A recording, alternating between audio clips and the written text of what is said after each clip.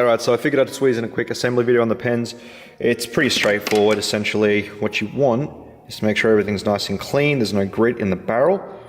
And then you got to look at your carrier here. Now the carrier is satin finished, so it rides a little bit nicer. And you got to see which side it's actually threaded in, because both sides of this aren't threaded. So I think it's the other side on this guy. Yeah, so this is the side that's threaded. You can see how it just sort of threads in, because that black side is just basically a through hole.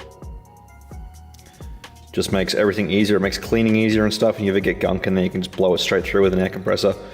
And essentially all you do is just drop it in. If it sticks, just kind of give it a tap on a nice soft surface and it'll fall in there nicely. This here is pretty soft and it's not going to mar up the pen. Then you want a scribe or a needle or something. I use a scribe because I've got that handy just to align it.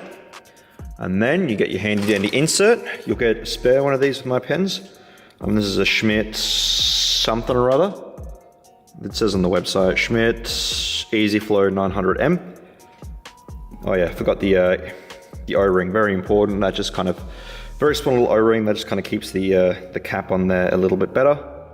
Just kind of wiggle that on there, and then I use my fingernail there, just kind of, if it'll focus, just kind of guide it into place at the bottom of the threads. Then you put in your insert, you put in your spring. Now you've got your nib as well, and you kind of just tighten it all together and get it locked in there solid.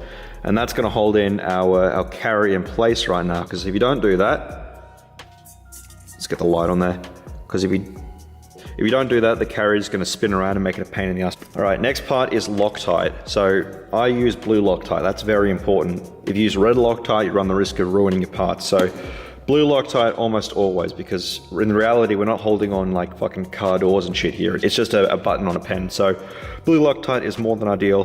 That's probably a little bit too much actually. So I put in a very, very small amount of it. For two reasons. You don't want excess Loctite in there gumming up your action, and you don't want it to be too strong of a bond. So I've put on, I don't know if the camera's going to pick it up, but a cunt hair worth of Loctite on the threads of the pen itself. And then I just kind of line it up, and this is the hard part, you just kind of thread it in. This one's easier, but that can be a little bit fiddly sometimes. And then I like to tighten them down a little bit, because they don't really need to come out ever. If they do, it's a very rare occasion. So I use a pair of pliers with some painter's tape on there.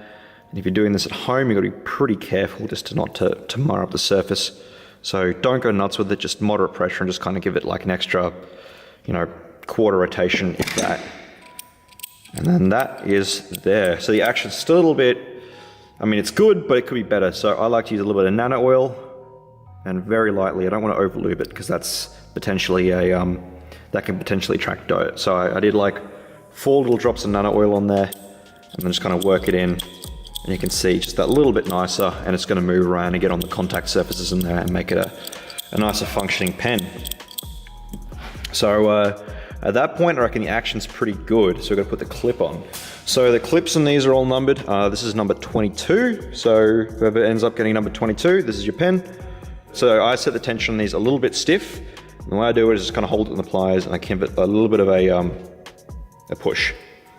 Not a whole lot. You don't want to do it too much. And you want to be kind of careful, you don't mar up the pen, but you can see it's very easy to adjust. And that's kind of the thing most people can do at home. Give it a quick look, it's nice and straight, make sure there's no burr or something in there holding it up, which there isn't.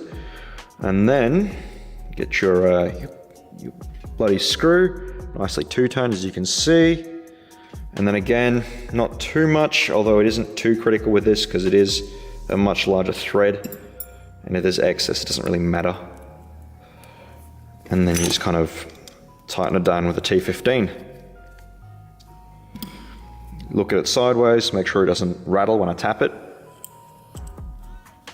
And then it gums up for some reason.